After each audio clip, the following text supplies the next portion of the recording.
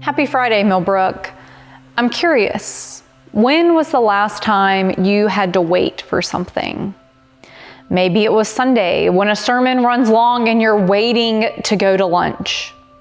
Maybe it's on a Monday afternoon and you're just waiting for the weekend. Maybe you're waiting for your summer vacation to start. When was the last time, though, you truly had to wait for something? Some seasons of waiting and anticipation last far longer than a week or a few hours. Some seasons of waiting can drag on for months or even years, depending on what it is you feel you're waiting for. I'm just now exiting one type of season of waiting. As many of you remember, in June, I was commissioned as a provisional elder. That was a process that took years. Years of waiting, years of longing, years of preparing. I was working on papers and interviews, and some of those were met with affirmation and moving to the next steps, and others were met with disappointment and delay. When you're in the thick of waiting, it's easy to feel anxious, to feel bogged down, to feel burdened, to feel discontent. Because you're looking towards the future, you're hoping for something, longing for something. So friends, if that's a season that you are walking in, I understand just how tiring and exhausting being in that place mentally or spiritually can feel. But I want to share with you the words of Psalm 37, words that remind me in my waiting of God's faithfulness.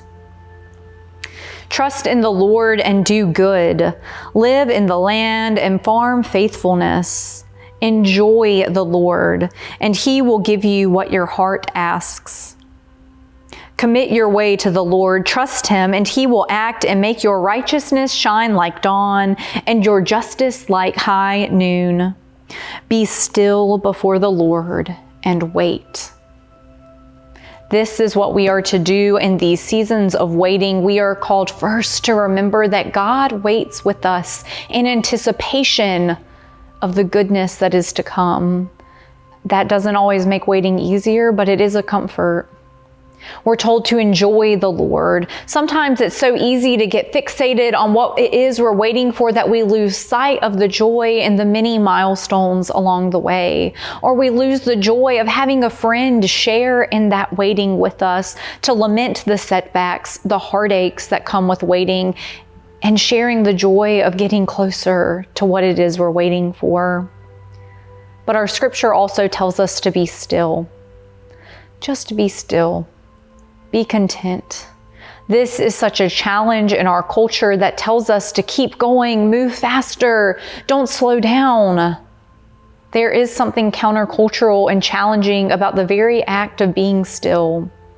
But I encourage you, find some quiet peace with God. Go to Him with your waiting, with your wonders, with your worries, with those anxieties that come along with seasons of waiting.